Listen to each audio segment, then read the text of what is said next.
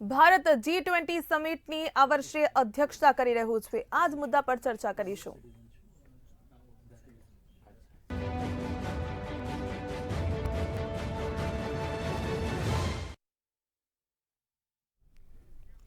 प्रधानमंत्री नरेन्द्र मोदीना नेतृत्व हेठळ भारतनी G20 अध्यक्षता એટલે કે 1 ડિસેમ્બર 2022 થી સત્તાવાર રીતે શરૂ થઈ ગઈ છે અને જે અંતર્ગત ગુજરાત રાજ્યમાં શ્રેણીબદ્ધ ચર્ચાઓ, વિચાર વિમર્શ અને બેઠકોનું આયોજન કરવામાં આવશે। ખાસ કરીને ગુજરાતમાં યોજાનાર 15 કાર્યક્રમોની યાદીમાં પ્રથમ કાર્યક્રમનો પ્રારંભ થઈ ચૂક્યો છે। ગાંધીનગરમાં મહાત્મા મંદિરમાં બિઝનેસ 20 ઇન્સેપ્શન મીટિંગનું શરૂઆત થઈ। મહત્વનું છે કે B20 ની સ્થાપના 2010માં કરવામાં આવી હતી અને તે G20 નું એક મહત્વપૂર્ણ एंगेजमेंट ग्रुप है।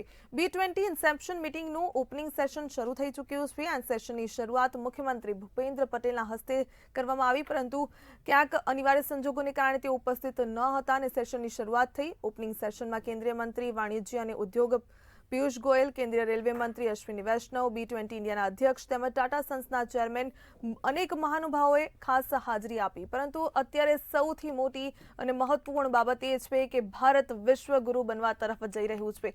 आज मुद्दा पर चर्चा करीशुं। मारी साथे गेस्ट पेनल जोड़ाई चूकी छे। योगेश परीख GCCI उपप्रमुख छे, जगदीश व्यास विदेशी बाबतना निष्णात छे। आप बनेनुं स्वागत छे मंतव्य न्यूज़मां। સૌથી પહેલા યોગેશભાઈ આપની પાસે આવવા માંગીશ કે જે G20 ની શરૂઆત છે તે જ ખાસ કરીને વિશ્વના 80% વેપાર પર G20 દેશોનો કબજો છે, એટલે કે આર્થિક નીતિ છે તેની એક પ્રકારે નિર્માણ માટે આંતરરાષ્ટ્રીય સહકાર ઉભો થાય તે માટે શરૂઆત કરવામાં આવી અને આ વખતે તો ભારત દેશ છે આ G20 ની અધ્યક્ષતા કરી રહ્યું છે। શું લાગી રહ્યું છે કે શું નવા પ્રકલ્પો ખુલી શકે છે? એક વિશ્વગુરુ તરીકે તો ભારતને તમામ વિશ્વના દેશો જોઈ રહ્યા છે, પરંતુ આર્થિક રીતે આપણે જોવા જઈએ તો સદ્ધરતા પણ એક મહત્વપૂર્ણ પાસું છે। શું લાગી રહ્યું છે કે વ્યાપારીકરણને ખાસ કરીને આર્થિક રીતે કેટલો ફાયદો થશે? અત્યારે G20ના હિસાબે આર્થિક જે મુદ્દાઓ જે છે એને બહુ જ વ્યવસ્થિત રીતે આપણા રૂપીઝને જે અત્યારે ચલણ હતું, જે રૂપીઝનું ચલણ ઓલ ઓવર ઇન્ટરનેશનલ જે માર્કેટમાં હતું એ મહત્ત્વ અત્યારે એટલું બધું વધી ગયું છે કે જેના હિસાબે બધી રીતે કન્વર્ઝન મળે છે। આજની તારીખમાં આપણે જ્યારે એક્સપોર્ટ કરતા હોઈએ તો એક્સપોર્ટમાં આખા બીજા કન્ટ્રીના પેલા ડોલર્સ લેવા પડે કે પાઉન્ડ લેવા પડે કે એ લેવા પડે, એની જગ્યાએ અમુક કન્ટ્રીમાં આજની તારીખમાં રૂપીઝમાં કન્વર્ઝનમાં આખું બિઝનેસ થાય છે। એટલે એના હિસાબે આર્થિક પરિસ્થિતિ બંને રીતે સારી થાય છે, કારણ કે ડોલર પરચેસ કરવામાં તમારે કમિશન આપવું પડે ને ડોલર સેલ કરવામાં પણ કમિશન આપવું પડે। એની જગ્યાએ જો રૂપીઝમાં કન્વર્ઝન થાય તો બંને જગ્યાએ ફાયદો થાય અને ગવર્મેન્ટને ફાયદો થાય અને એના હિસાબે આપણે રૂપીઝની વેલ્યુ જે છે ઇન્ટરનેશનલ માર્કેટમાં એ ખૂબ વધે। અને આ G20ના હિસાબે અત્યારે જે આ 20 દેશોના બધા અહીંયા આવી રહ્યા છે, જે ઇન્ડિયાના ઇકોનોમિક ઉપર બહુ સારું એવું અસર કરશે, સારું એવું ઇન્વેસ્ટમેન્ટ આવશે અને સારું એવું અહીંયાથી ભારતના નેતૃત્વના હિસાબે અને ભારતને અહીંયા ઉદ્યોગ પ્રધાન દેશ છે એના હિસાબે ઘણો બધો ફાયદો થશે અને ઉદ્યોગોમાં જો ફાયદો થશે તો 100% ગવર્મેન્ટને ફાયદો થશે અને ગવર્મેન્ટને ફાયદો થશે તો દેશની ઉન્નતિ થશે અને એના હિસાબે ઘણા બધા આસ્પેક્ટ્સ આવી શકશે।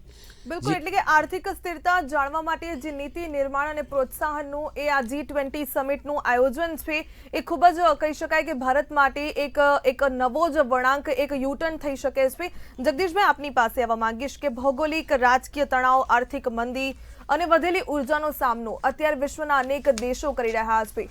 ભારત એક વિશ્વગુરુ તરીકે ઉભરી રહ્યું છે ને લોકો માની રહ્યા છે। ડોકલામ ગલવાનની વાત હોય, ચીનમાં તણાવ વધી રહ્યો તેની વાત હોય કે પછી રશિયા યુક્રેનનું યુદ્ધ હોય, ત્યારે પણ ભારત જે પ્રકારે પોતાનું સ્ટેન્ડ મૂકતું આવ્યું છે એટલે કે વિશ્વગુરુ તરીકેની છબી પણ પ્રસ્થાપિત કરી રહ્યું છે। આપને શું લાગી રહ્યું છે કે પ્રથમ વખત જે G20 ની આ અધ્યક્ષતા કરી રહ્યું છે આના આગળ કહેવામાં આવે તો વિશ્વના બીજા દેશોમાં ભારતની છબી હજુ વધુ ઉભરી શકે લાગે છે? हाँ जी, ચોક્કસ। છેલ્લા 10 વર્ષમાં ભારતે જે રીતે પ્રોગ્રેસ કર્યો છે, દુનિયામાં પોતાની છબી રજૂઆત કરી છે, તે ખરેખર પ્રશંસનીય છે અને ભારતે લીધેલા અમુક પગલાં ભારત માટે તો સારા છે, પણ એ સિવાય વિશ્વને પણ આપણે ઘણા આપણે શીખવાડી શકીએ એમ છે। આ G20ની મિટિંગ જે થઈ રહી છે એ દર વર્ષે જુદા જુદા દેશોમાં થાય છે। જેમ કે પહેલાં ઇટાલીમાં હતી, એના પછીના વર્ષે ઇન્ડોનેશિયામાં થઈ, ગયા વર્ષે 22માં, 23માં ભારતમાં થશે અને આવતી વર્ષે 24માં બ્રાઝિલમાં થવાની છે। હવે G20નો ગોલ ફક્ત ને ફક્ત ઇકોનોમી કે ઇન્વેસ્ટમેન્ટ એ રીતે નથી. એ લોકો બધું જ કલ્ચર, સોશિયલ, એજ્યુકેશન બધી જ વસ્તુનું એ લોકો ઓબ્ઝર્વેશન કરે છે. અને પોતાના દરેક દેશમાંથી આવેલા આ રીતે ડેલિગેટ્સ પોતે સારામાં સારી રીતે બધું ઓબ્ઝર્વેશન કરતા હોય છે. એ લોકો કોઈ મનોરંજન માટે આવ્યા નથી. એમનો એક સ્પેસિફિક ગોલ હોય છે કે આ દેશમાં કઈ રીતે થયેલું છે સારા માટે. ભારત સૌથી ઓછું જીડીપી રેટ સૌથી સારામાં સારો છે અને સૌથી ઓછું આપણું ઇન્ફ્લેશન છે અને વર્ષોથી આપણે એક સ્ટેબલ ગવર્મેન્ટ તરીકે દુનિયામાં ઉભરી રહ્યા છીએ. તો એના કારણો શોધે છે. એમાંથી કઈ રીતે ભારતે કયા કયા સ્ટેપ્સ લીધેલા છે એ પણ શોધવા માંગે છે. એટલે યુદ્ધની વાત કરી આપે, એ યુદ્ધ તો દુનિયામાં ક્યાંક ને ક્યાંક હંમેશા થતું જ રહે છે. પણ એ સિવાય જો વિકાસ માટે જો પ્રાયોરિટી આપી હોય ભારતે તો ઘણી બધી છે. આજે યુરોપના દેશો કરતાં આપણને ખબર છે કે આપણે હવે ઇંગ્લેન્ડથી પણ આગળ નીકળી ગયા છીએ. એટલે આ વર્લ્ડમાં આપણે એક સુપર પાવર તરીકે ઉભરી રહ્યા છીએ. એટલે ચોક્કસપણે આંતરરાષ્ટ્રીય સમસ્યાઓ ઉકેલવાની ક્ષમતા ધરાવે છે ભારત. એ પણ હવે બીજા દેશો માનતા થયા છે. આના પરથી કહી શકાય ને? હાજી, ચોક્કસ આના પરથી કહી શકાય. અને એ ઉપરથી બીજા કન્ટ્રી જે અત્યાર સુધી ભારત સાથે કોઈ બાયલેટરલ એગ્રીમેન્ટ કે અમુક એક્સપોર્ટ કે એ બધું નહોતા કરતા, એ લોકો પણ કરતા થઈ જશે. અને એ સિવાય સૌથી મોટો બેનિફિટ એ થશે કે બીજા કન્ટ્રીમાંથી બીજા મોટા કન્ટ્રીમાંથી અહીંયા આગળ આપણી પાસે મેન્યુફેક્ચરિંગ યુનિટ્સ, આપણી પાસે સ્કિલ લેબર છે, આપણી પાસે ખૂબ જ ટેકનોલોજી છે. અને ટેકનોલોજી બાબતમાં તો આખા વિશ્વએ વર્ષોથી આપણે પૂરું સાબિત કરીને બતાવ્યું છે કે આપણી પાસે છે. તો એ રીતે આપણે ઘણું બધું અહીંયા લાવી શકીએ એમ છે મેન્યુફેક્ચરિંગ. અને ચાઇનાની જે પોઝિશન છે હવે એમ કહેવાય છે કે થોડી થોડી સુધરી રહી છે, પરંતુ જે રીતે નારાજ છે લોકો ચાઇનાને, એની ઇકોનોમી, એના સ્ટાન્ડર્ડ્સ, એના પ્રેક્ટિસ અને એમના એટીટ્યૂડથી, તો ભારતને એક બહુ સારી ઓપોર્ચ્યુનિટી છે. એ પણ એક આપણને એક રસ્તો બતાવશે. બિલકુલ બિલકુલ. એટલે ભારત પોતાની તાકાત પણ બતાવી શકે છે, સમૃદ્ધતા, વિવિધતા પણ બતાવી શકે છે. સંવાદદાતા વિરેન મહેતા પણ આપણી સાથે જોડાઈ ગયા છે. વિરેન, આપની પાસે આવવા માંગીશ. G20 પ્લેટફોર્મથી દુનિયાને શાંતિ અને સ્થિરતાનો સંદેશ આપવાનો છે. પ્રધાનમંત્રીએ પોતાના સ્પીચમાં દરમિયાન કહ્યું હતું. સાંસ્કૃતિક કાર્યક્રમો પણ થઈ રહ્યા છે અને ખાસ જો જોવામાં આવે તો દેશના અલગ અલગ સમુદાયોમાં આ G20ની બેઠકો થવાની છે. એટલે કે તમામ કહી શકાય કે સમુદાયને આવરી લેવામાં આવે અને તમામ જે સમુદાય છે તેને બીજા દેશના લોકો જાણી શકે, સમજી શકે તે માટેનું આયોજન કરવામાં આવ્યું. અને આજથી પ્રારંભ થયો છે. ગાંધીનગરમાં કેવા પ્રકારની વ્યવસ્થા જોવા મળી? ખાસ કરીને જે સાંસ્કૃતિક અને વિવિધતા જે લોકો સુધી પહોંચાડવાનું, અતિથિગણ સુધી પહોંચાડવાનું જે ધ્યેય છે એ કેટલું પૂરું પાડવામાં આવી રહ્યું છે?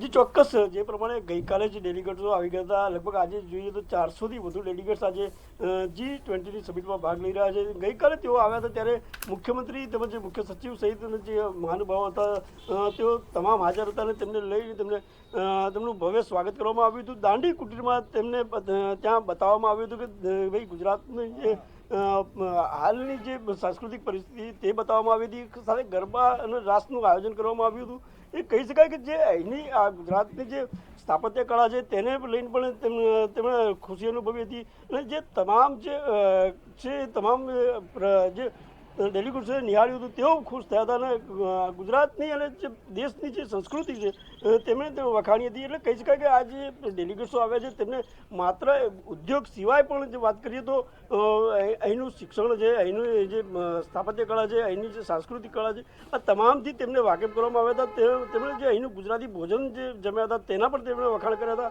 એટલે કહી શકાય કે એ ઉદ્યોગોની સાથે અહીંની જે સંસ્કૃતિ છે તે પણ તેમને ખૂબ ગમી હતી અને તમામે તે વખાણી હતી. એટલે આજની સમિટમાં પણ લોકોએ કહ્યું હતું કે ભાઈ ગુજરાત એક સારો વિકસિત રાજ્ય બની ગયું છે. ને ખાસ કરીને વાત કરીએ તો કોરોના કાળ દરમિયાન જે તમામ દેશોની પરિસ્થિતિ થઈ હતી, એક મંદી એનું પ્રમાણ જે જોવા મળ્યું હતું, પરંતુ ભારત એક વિશ્વગુરુ જે છબી ઉભરી રહી છે તેને લઈને કહી શકાય કે ભાઈ ભારત એક ખૂબ જ ઝડપથી વિકસી રહ્યું છે અને ઝડપથી ઊભું થઈ રહ્યું છે. આ કોરોનાની મહામારીમાં પણ બીજા દેશો જેટલી અસર જે ગુજરાતમાં કે બીજા આખા દેશની વાત કરીએ તો ક્યાંય એટલી બધી દેખાઈ નહીં અને તરત જ દેશ તેમાંથી બહાર નીકળી ગયો હતો અને તરત જે વિકાસની ગતિ છે તે તેજ રાખી હતી. એટલે કહી શકાય કે જે બહારના દેશોના જે લોકો અહીં આવ્યા છે તેમને અહીં સ્થાપત્ય કળા, અહીંની જે ગુજરાતી ભોજન, અહીંની જે રાસ ગરબા છે, અહીંની જે સંસ્કૃતિ છે તે પણ તેમને ગમી હતી, તે તેમને બતાડવામાં આવી હતી અને તેમનું ભવ્ય સ્વાગત કરવામાં આવ્યું હતું. એટલે માત્ર ઉદ્યોગ માત્ર બિઝનેસ નહીં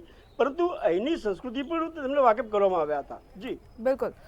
ખાસ કરીને યોગેશભાઈ, જોવા જઈએ તો આર્થિક નીતિઓના નિર્માણ માટે આંતરરાષ્ટ્રીય સહકાર ઉભો થાય તે અનિવાર્ય છે અને આર્થિક સહકાર અને નીતિ નિર્માણમાં ભાગીદારી એ મહત્વપૂર્ણ મુદ્દો હોય છે આ G20નો. અને ભારત જ્યારે અધ્યક્ષતા કરી રહ્યું છે ત્યારે ચોક્કસપણે ફાયદો થશે, લોકો પણ અહીંયાના સ્કિલ્સથી વાકેફ થશે. પરંતુ આપને શું લાગી રહ્યું છે કે પહેલાની જે સ્થિતિ હતી અને આ વખતે પ્રથમ વખત અધ્યક્ષતા કરી રહ્યું છે ભારત, દરેક રાજ્યમાં ખાસ કરીને ગુજરાતમાં જ 15 જેટલી બેઠકો થવાની છે, આપને લાગી રહ્યું છે કે જે સહકાર આર્થિક રીતે અત્યારે મળવો જોઈએ અને જે આર્થિક રીતે આપણે સદ્ધર બન્યા છે, ભારત દેશ સદ્ધર બન્યો છે, તાકાતમાં વધારો થયો છે, તે પણ એક મહત્વપૂર્ણ પાસું છે અધ્યક્ષતા માટે?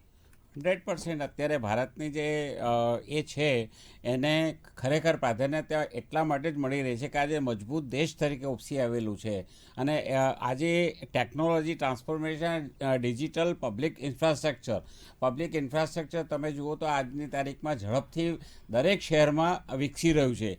એ પબ્લિક ઇન્ફ્રાસ્ટ્રક્ચર ક્યારે વધે કે જ્યારે આપણી દેશની આપણી આર્થિક પરિસ્થિતિ સારી હોય તો જ આ ઇન્ફ્રાસ્ટ્રક્ચર થઈ શકે છે. બાકી નહીં તો ઇન્ફ્રાસ્ટ્રક્ચર થતું જ નહોતું. આટલા વર્ષો થયા ઇન્ફ્રાસ્ટ્રક્ચરમાં ઝીરો હતું, આજે ઇન્ફ્રાસ્ટ્રક્ચરમાં આપણે અગ્રેસર છીએ. ટેકનોલોજીમાં આપણે વાત કરીએ તો આપણે કોવિડ દરમિયાન જે આપણને ટેકનોલોજી આપણી પાસે હતી એ બીજા દેશો કરતાં આપણી પાસે સુપર ટેકનોલોજી નીકળી અને એના હિસાબે આપણે કોવિડના એક મહામારીમાંથી બહુ સારી રીતે ઉગરીને બહાર આવી શક્યા છે. અને અત્યારે બીજા બધા દેશો અત્યારે કોવિડની પરિસ્થિતિમાં અંડર છે તો અત્યારે આપણો દેશ જે છે એ બહુ સૌથી આગળ નીકળી ગયેલો છે અને અત્યારે આપણને કોરોનાનો આમ જે ડર હાવ હતો એ બધું આજે દૂર થઈ ગયો છે. આજે એ ટેકનોલોજી આપણી અહીંયાથી ટેકનોલોજી બીજે આપણે આપી છે અને એના હિસાબે પણ આપણો ઘણો બધો ગ્રોથ થયેલો છે.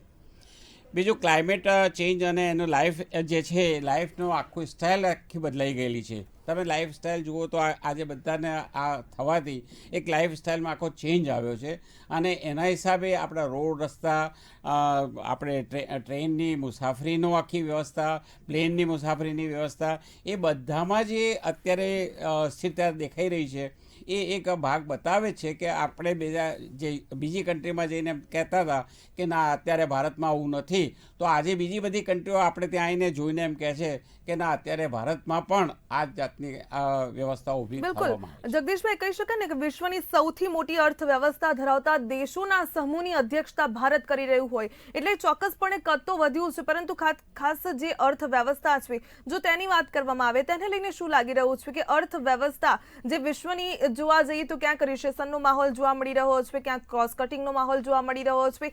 આ અત્યારે જે અધ્યક્ષતા ભારત દેશ કરી રહ્યું છે ને તેની પાસે એક અધિકાર છે કે એક એજન્ડા નક્કી કરી શકે છે, એક G20નું પ્લેટફોર્મ મળ્યું છે, કેવી રીતે ભારત ઉપયોગ કરી શકે, શું લાગી રહ્યું છે? અત્યારે તમે જુઓ તો ડોલરની બી કેટલી બધી અછત બીજી બધી કન્ટ્રીમાં છે. એકલા અહીંયા નહીં, ઇન્ડિયામાં નહીં, પણ બીજી બધી કન્ટ્રીમાં આજે ડોલરની અછત એ કેમ છે? આજે એ લોકો પાસે ડોલરની વ્યવસ્થા નથી, એની જગ્યાએ રૂપીસની વ્યવસ્થા બહુ સારી રીતે છે. તો એના હિસાબે રૂપીસમાં જે કન્વર્ઝન થાય તો તમારે એટલો ડોલરની કન્વર્ઝેશન કરવાની જરૂર ના પડે. અને આજે જે પહેલાં તમે જો ફોરેન ફરવા જતા હતા તમે ત્યાં આગળ જોતા હશો તો બેન્કોના જે પેલા કન્વર્ઝનમાં હતા ત્યાં રૂપીસનું નામો નિશાન નહોતું. ત્યારે આજે તમને રૂપીસ નામો નિશાન જોવા મળે છે કે ત્યાં આગળ તમે રૂપીસ લઈને આપો તો તમને એ કન્વર્ઝનમાં ત્યાંનું આપણને ડોલર છે કે પાઉન્ડ છે કે યુરો છે મળી શકે છે. એટલે એ એક બતાવે છે કે આપણી દેશની સ્થિરતા કેટલી બધી વધી ગઈ છે અને દેશ પર વિશ્વ સમુદાયનો જે વિશ્વાસ છે તે વધી રહ્યો છે. જગદીશભાઈ, આપનું શું કહેવું છે? આપની પાસે આવવા માંગીશ. વિદેશી બાબતોના આપ જાણકાર છો, વિદેશમાં ઘણી વખત આપ રોકાણ કર્યું છે, ટ્રાવેલ કર્યું છે, ઘણી બાબતોથી આપ વાકેફ છો. શું લાગી રહ્યું છે કે અત્યારે અધ્યક્ષતા કરવી, અતિથિગણ આપણા દેશમાં આવે, આપણી સંસ્કૃતિ, આપણી સમૃદ્ધિ જોવે અને ત્યારબાદ અર્થવ્યવસ્થા પર જ્યારે અધ્યક્ષતા કરતું હોય ત્યારે તમને શું લાગે કે આ ભારત દેશ કઈ દિશા તરફ જઈ રહ્યો છે? આજે વિશ્વને એ જ મોટું ક્યુરિયોસિટી છે કે ભારતમાં હજારો ભાષાઓ છે, કેટલા બધા કલ્ચર ડિફરન્ટ છે, છતાં પણ આપણે વસુદેવ કુટુંબકમ, આપણો આ વખતની G20ની થીમ પણ એ છે કે વિશ્વ એક સમાજ છે, એક જ પરિવાર છે. અને એ આપણે સાબિત કરીને બતાવેલું છે કે આટલી બધી વિવિધતા સાથે પણ આપણે ઘણું બધું કરીને આગળ વધી રહ્યા છીએ. હવે આ જે ડેલિગેશન જે આવે છે એ બાબતની વાત કરું કે ફક્ત ને ફક્ત એ લોકો ઇકોનોમી કે એ બાબત માટે નથી આવ્યા. એ લોકો ઘણા બધા જુદા જુદા શહેરમાં, જુદા જુદા ગામડે બધે જશે. આખા 12 મહિનાનો પ્રોગ્રામ છે આ. એટલે એ લોકોને બધું ઓબ્ઝર્વ કરવાનું છે. એની સાથે સાથે હું એ પણ કહું કે થોડું ઘણું એ પણ ઓબ્ઝર્વ કરશે કે જે એમના માટે અજુગતું લાગે, અને જેવું એવા પોઈન્ટ્સ છે કે જ્યાં આગળ આપણે હજી ઇમ્પ્રુવમેન્ટ કરવાની જરૂર છે, એવા પણ આપણી કોમેન્ટ્સ થશે અને એ વિશ્વને પણ જણાવશે. અને એમાં કશું ખોટું નથી. દરેક દેશમાં એ જે ડેલિગેશન જતા હોય છે એ બધી જાતના ઓબ્ઝર્વેશન કરતા હોય છે. પણ સાચી વસ્તુ એ છે કે ભારત પાસે અત્યારે વિવિધતા ખૂબ છે અને આપણે વર્ષોથી પૂરું કરીને આવ્યા છીએ કે ભાઈ અતિથિ દેવો ભવ, વસુદેવ કુટુંબકમ, અને એને આપણે સાબિત કરી બતાવ્યું છે. એટલે આ વખતની જે થીમ છે એને આપણે વળગી રહીએ. પણ ખાસ કરીને એ પણ કહેવાય ને કે અતિથિ દેવો ભવ જે આપણું સ્લોગન છે ને, જે પ્રકારે આપે કહ્યું કે અમુક એવા કહી શકાય કે એમને ખોટા અનુભવની વાત જે પ્રકારે આપે કહી કે કોમેન્ટ્સ પણ થશે, પણ એવું પણ થઈ બની શકે ને જગદીશભાઈ, કારણ કે પહેલાનું કહી શકાય ભારત ને અત્યારનું ભારત એક ટેકનોલોજી, એક 21મી સદીમાં અલગ રીતે જોવામાં આવી રહ્યું છે. એ જ ભારત આપણે લોકોને બતાવવાનો પ્રયાસ કરી રહ્યા છીએ. પણ એની સામે એક હું કોઈ ભારતનો પ્રેમી જ છું. હું યંગ લાઈફમાં, પીક ઓફ માય લાઈફમાં હું છોડીને ભારત માટે આવ્યો છું. પણ એટલે ભારતની વિરુદ્ધમાં નથી, પણ તે છતાંય પણ જે આપણે વાત કરી, ટુરિઝમની વાત થઈ, અતિથિ દેવો ભવની, એની માટે મારે ખાસ કહેવું છે કે બહુ ઓછા લોકો જાણે છે કે ભારતમાં 130થી વધારે જગ્યાઓ એવી છે કે જ્યાં તમે જાઓ ત્યાં સાઇન જોવા મળશે કે ભારતીય નાગરિકને 100 રૂપિયા આપવાના અને પરદેશી નાગરિકને 300 રૂપિયા આપવાના. આ એક બહુ જ કડવો ઘૂંટડો છે કે પરદેશને આપણે એમને અતિથિ દેવો ભવ તરીકે બોલાવીએ છીએ અને એમની પાસેથી આટલા બધા વધારે પૈસા લઈએ છીએ. એક જગ્યાએ નહીં, હજારે.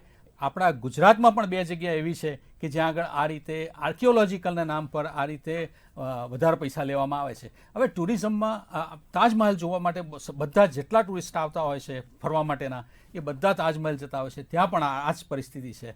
હવે તમે બીજી કોઈ પણ વધારાની સર્વિસ આપ્યા સિવાય જો પરદેશી પાસેથી વધારે પૈસા લેતા હોય, સરકારની વાત તો એક છે, પણ હું એટલી હદ સુધી કહું કે 5 સ્ટાર હોટલો જે પ્રાઇવેટ છે એ લોકો પણ ભારતીય પાસેથી કરતા પરદેશી પાસેથી દોઢા પૈસા લે છે. એટલે એ દિશામાં પણ એક પ્રકારનો પ્રયાસ કરવાની જરૂર છે કે આપણે ટુરિઝમને વધારે આકર્ષી શકીએ. આપણી જે સંસ્કૃતિ છે, આપણો વારસો છે, તે લોકો વધુ ને વધુ જોઈએ. એ આ બાબતે પણ કહી શકાય કે ખૂબ ધ્યાન રાખવું જરૂરી છે. યોગેશભાઈ, આપની પાસે આવવા માંગીશ. ઉદ્યોગોને વાત કરવામાં આવે, નાના કહી શકાય ઉદ્યોગો હોય, લઘુ ઉદ્યોગો હોય કે પછી મોટા પ્લાન્ટ્સ હોય, તેમાં પણ હવે ભારત છે તે આગળ રહી રહ્યું છે. દરેક નાના સ્ટેટની પણ વાત કરીએ તો એ પણ હવે આગળ આવી રહ્યા છે. નાના ગામડાઓ સુધી પણ ઉદ્યોગ પહોંચી રહ્યો છે. આ તમામ બાબતો છે તેને કેવી રીતે જોવામાં આવી રહ્યું છે કે આની કેટલી અસર પડશે? તમે જુઓ, અત્યારે ઉદ્યોગો માટે લોકો ગુજરાતમાં જ વધારે પડતું કોન્સન્ટ્રેટ કેમ કરે છે કે એનું 2-3 કારણ છે કે અહીંની જે ઉદ્યોગ નીતિ છે એ બહુ સરસ છે અને આપણી ઉદ્યોગ નીતિ અનુસરીને બીજા બધા સ્ટેટ્સ એ ઉદ્યોગ નીતિને અમલમાં મૂકી રહ્યા છે આજની તારીખમાં. એટલે લોકોને બીજી બધા સ્ટેટ કરતાં ગુજરાતના સ્ટેટમાં વધુ પડતો ભરોસો છે. ત્યાં આગળ બધી જાતની સગવડતાઓ મળે છે અને બધી જાતની સગવડતાઓની સાથે સાથે કામ કરવાનું મળે તો જ એ લોકો એ થાય. કારણ કે ખાસ ઉદ્યોગો જ્યારે સ્થાપવામાં આવે ત્યારે એક વસ્તુ, એક લેબરનો બહુ મોટો સમસ્યા હોય તો એ લેબરની વ્યવસ્થાને સિંચન કરવામાં આવે, કે જોવામાં આવે કે અહીંયા લેબર સારું છે, અહીંયા કોઈ જાતના હડતાલો નથી પડતી, કોઈ જાતનો પ્રોબ્લેમ નથી. અને સર્વસમાવેશક વિકાસ થવો જોઈએ. યસ. એટલે વિકાસ બાબતે અત્યારે વધારે ધ્યાન આપવામાં આવી રહ્યું છે કે વિકાસ છે તે દરેકનો થવો જોઈએ, નાના વ્યક્તિથી લઈને મોટા વ્યક્તિ સુધી. એટલે કે કહેવાય ને કે પદ ઉપર ગમે તે હોય પણ દરેક વ્યક્તિ છે તેનો વિકાસ સાથે થવો જોઈએ. જગદીશભાઈ, જ્યારે પણ વિદેશી બાબતોની વાત થતી હોય અને જ્યારે એક યુરોપિયન યુનિયનનું જૂથ છે જે 20 દેશોનું અને અહીંયા G20ની અધ્યક્ષતા આપણું દેશ એટલે કે ભારત કરી રહ્યો હોય, ત્યારે એક પ્રાઉડ ચોક્કસપણે થાય, એક ગૌરવ થાય અને દેશના દેશની શાંતિ અને સ્થિરતાનો સંદેશ લોકોને આપવાનો છે. આ શાંતિ અને સ્થિરતાનો સંદેશ છે એ ભારત ઘણા સમયથી આપવાનો પ્રયાસ પણ કરી રહ્યું છે, પરંતુ આ એક પ્લેટફોર્મ મળ્યું છે. આ પ્લેટફોર્મ પરથી આપણે લાગી રહ્યું છે કે જે દેશોની સાથે જે વ્યવહાર સારા રહ્યા છે, રશિયા એક ખૂબ જ સારું મિત્ર રહ્યું છે, કે પછી બીજા એક દેશની પણ આપણે વાત કરીએ કે અનેક વખત તેની સાથે ખતરાકના બનાવો સામે આવતા હોય, નિવેદનબાજી થતી હોય, આ તમામ બાબતોથી એ દેશો પણ ક્યાંક ને ક્યાંક ભારતની શક્તિ, ભારતને એક વિશ્વગુરુ બનતા જોઈને તેમની પણ જે અવરચંડાઓ છે બંધ થશે. હા, ચોક્કસ. અત્યારે ભારતનું જો આપણે ગણીએ તો ફક્ત એક દેશ સિવાય દુનિયાના બધા દેશો સાથે ભારતની સાથે ખૂબ સારા સંબંધ છે. જેમ કહેવામાં આવે કે અમેરિકા અને રશિયાને એકબીજાની સાથે બહુ વેર છે, પણ ભારતને બંને દેશો સાથે ખૂબ સારા સંબંધો છે. આર્થિક રીતે પણ છે, તે સિવાય આપણા પર્સનલાઇઝ, આપણા મુખ્યમંત્રીએ પર્સનલાઇઝ ફ્રેન્ડશિપની લેવલ પર પણ સારું કરેલું છે, જેના બેનિફિટ્સ આપણને છેલ્લા 2-4-5 વર્ષમાં જોવા મળી રહ્યા છે. જ્યારે પેટ્રોલની પરિસ્થિતિ થઈ ગઈ ત્યારે પણ રશિયા આપણને હેલ્પ કરવા ઊભું રહ્યું છે. યુદ્ધની વખતે પણ આપણે એક ન્યુટ્રલ પોઝિશન એમને શાંતિનું કરવાનું કર્યું છે. તે સિવાય અમેરિકા પણ ભલે રશિયા સાથે વાંધો છે, પણ આપણી સાથે કોઈ જ વાંધો નથી. એ જ પ્રમાણે બીજા કન્ટ્રી તમે જુઓ તો પણ એ કન્ટ્રીના સામસામી પડોશી સાથે બનતા નથી હોતા. આપણે ફક્ત એક જ પડોશી સાથે પ્રોબ્લેમ છે, બાકી બધા જ પડોશી દેશો સાથે આપણે ખૂબ સારા સંબંધ છે અને આત્મીયતા છે. અને એટલું જ આપણે એ જ બતાવે છે કે વસુધૈવ કુટુંબકમમાં આપણે સાબિત કરીને બતાવીએ છીએ. બિલકુલ. યોગેશભાઈ, વિશ્વના 80% વેપાર પર G20 દેશોનો કબજો છે અને અત્યારે જે ખાસ કરીને વૈશ્વિક મંદી જે જોવા મળી રહી છે એને લઈને લાગી રહ્યું છે કે ચર્ચાઓ થશે અને કોઈ નિષ્કર્ષ પર પહોંચી શકાશે. હા, વૈશ્વિક મંદી અત્યારે ખરેખર છે અને યુદ્ધના કારણે બી થોડીક વૈશ્વિક મંદી વધારે આવી છે. કેમિકલ ઇન્ડસ્ટ્રીઝ આપણે ત્યાં સમજો ને કે ચાઇના પછી બહુ ફલિત થઈ હોય તો આપણે ઇન્ડિયામાં થયેલી છે. એવી રીતે ફાર્માસ્યુટિકલ કંપનીઓ જે છે ચાઇના પછી જો ગ્રોથ થયો હોય તો ઇન્ડિયામાં થયેલો છે. એવા અને ટેક્સટાઇલ ઉદ્યોગ જે છે એ બીજી બધી કન્ટ્રી કરતાં આપણે અહીંયા ઇન્ડિયામાં વધારે ફલિત થયેલો છે. એટલે આ બધા આપણે ત્યાં આગળ જે છે ને એમએસએમઈના ઉદ્યોગો 90% છે. લાર્જ સ્કેલ ઇન્ડસ્ટ્રી કરતાં 90% એમએસએમઈ વર્કિંગ કરી રહ્યું છે. અને એમએસએમઈ એક એવું જ એ છે કે સૌથી વધારે ત્યાં આગળ સેલેરી આપે છે અને સૌથી વધારે એ લોકોને એમને ત્યાં કામ કરવાની એ આપે છે, ક્ષમતા આપે છે. એવી રીતે ટેક્સટાઇલ ઉદ્યોગ છે જેમાં 200 થી 300 કારીગરો કામ કરતા હોય, 300 થી 400 કરતા હોય, ઘણી જગ્યાએ તો 2000 કામ કરતા હોય છે. તો એવા દેશમાં જ્યાં આગળ એમ્પ્લોયમેન્ટનો પ્રોબ્લેમ છે, ત્યાં આગળ આવા એમ્પ્લોયમેન્ટ જ્યાં આગળ થતું હોય એવા જે ઇન્ડસ્ટ્રી છે એ એમએસએમઈ જે છે ગ્રોથ કરશે તો ચોક્કસ દેશની પ્રગતિ થશે અને એ એમએસએમઈના હિસાબે આપણે અહીંયા આ પ્રોબ્લેમ પણ દૂર થશે. યોગેશભાઈ, ગુજરાતની ખાસ કરીને વાત કરીએ તો ગુજરાતમાં તમે કહ્યું કે એમએસએમઈના પ્રોબ્લેમ સોલ્વ થશે. આપણે ગુજરાત રાજ્યની વાત કરીએ, આજથી જે પ્રારંભ થયો છે એટલે ગુજરાત રાજ્યને કેટલો ફાયદો થશે? ગુજરાત રાજ્યને એમએસએમઈમાં અત્યારે ફાયદો છે જ અને એમએસએમઈ એનું વર્કિંગ ખૂબ સારી રીતે કરી જ રહી છે. અને તેમ છતાંય જે આ નાના મોટા પ્રશ્નો હોય છે સરકાર લેવલે આજની તારીખમાં ઉકેલાય છે અને સરકાર ઉકેલી જ રહી છે. અત્યારે દરેક વસ્તુનું આમાં ચેમ્બર લેવલે રજૂઆત કરીએ છીએ તો એ સારા પ્રશ્નોને સારી રીતે લેવામાં આવે છે અને એનો પ્રશ્નોનું નિરાકરણ અથવા તો એનો ઉકેલ કરવામાં આવે છે. નાના મોટા પ્રશ્નો તો આવતા રહેતા હોય છે, પણ એને સોલ્વ થઈ જાય તો એનાથી સક્ષમતા જવાબ આપવાની ધરાવે એ ખૂબ મોટી બાબત કહી શકાય. જગદીશભાઈ, આપની પાસે આવવા માંગીશ કે જે પ્રકારે અત્યારે ગુજરાતની આપણે વાત કરીએ, આપણે દેશની વાત કરીએ કે વિવિધ સમુદાયો છે ત્યાં બેઠકો થવાની છે, પરંતુ ગુજરાતમાં આજથી પ્રારંભ થયો છે. આપણી સંસ્કૃતિ, આપણો વારસો છે તે આમંત્રિત મહેમાનો જોશે, અતિથિ ગણ છે તે જોશે અને આ તમામ બાબતોને લઈને શું લાગી રહ્યું છે કે એ લોકો પણ જે એમની સંસ્કૃતિ છે એ આપલેનો એક કહી શકાય કે માધ્યમ બની જશે. જે પ્રકારે આપે કહ્યું કે ફક્ત અર્થવ્યવસ્થા નથી જોવામાં આવતી અને બીજી બધી બાબતો છે તેના પર પણ ધ્યાન આપવામાં આવતું હોય છે. ચોક્કસ એ લોકો એ પણ જોવા માગશે કે અહીંયા ટેકનોલોજીમાં આપણે કેમ આટલા બધા આગળ છે, આઈટી ઇન્ડસ્ટ્રીઝમાં દુનિયામાં આપણે લીડર કેમ છીએ. તે સિવાય કાર્બન જનરેશનમાં ભલે આપણને ભારતને બ્લેમ કરવામાં આવે છે, ચાઇનાને પણ બ્લેમ કરવામાં આવે છે, પરંતુ આપણે જોઈએ કે વિશ્વના જે સમૃદ્ધ દેશો છે, અમેરિકા છે, ઇંગ્લેન્ડ છે, યુરોપ છે, એ લોકો પોતે બધું મેન્યુફેક્ચરિંગ તો બહાર કરાવતા હોય છે. હવે જો ચાઇના આટલું બધું મેન્યુફેક્ચરિંગ કરતા હોય તો સ્વાભાવિક છે કે થોડું વધારે થવાનું છે. એટલે હવે એ લોકો અહીંયા સમજવા આવ્યા છે કે ભારતમાં થતા વસ્તુઓને આપણે કઈ રીતે સારી રીતે સમજી શકીએ અને પોતાના દેશમાં કઈ રીતે આપણે જોઈએ છે કે યુરોપ અને બધામાં અત્યારે મંદીના એંધાણ છે જ. તે છતાંય ભારતમાં કેમ નથી, આ એક મોટો પ્રશ્ન છે. આમ જોવા જઈએ તો ભારતની, હું કોઈ ઇકોનોમિસ્ટ નથી, પરંતુ જે કોમન સેન્સ ઓબ્ઝર્વેશન છે એમાં એમ કહેવાય છે કે ઇન્ડસ્ટ્રીઝ પાસે 15% જ જીડીપીનો ભાગ છે મોટા ઇન્ડસ્ટ્રીઝમાં, જ્યારે 85% નાના મામ એન્ડ પાપ નાના બિઝનેસીસ પોતે લઈ રહ્યા છે. એટલે એ લોકોની જે સ્ટ્રેન્થ છે, આજે એક નાની દુકાનવાળાને થોડી પણ તકલીફ પડે તો એ એને રસ્તો કજાવશે. ચોક્કસપણે એ બાબતમાં પણ સક્ષમતા ધરાવે છે કે ક્યાં કેટલો વેપાર આપવો છે અને ઉદ્યોગ ક્ષેત્રે કેવી રીતે મેનેજ કરવું છે. ખૂબ ખૂબ ધન્યવાદ યોગેશભાઈ, જગદીશભાઈ અને વિરેન અમારી સાથે ચર્ચામાં ભાગ લેવા બદલ. Thank you. તો હાલ વિશેષ રજૂઆતમાં બસ આટલું. મને આપશો રજા. નમસ્કાર.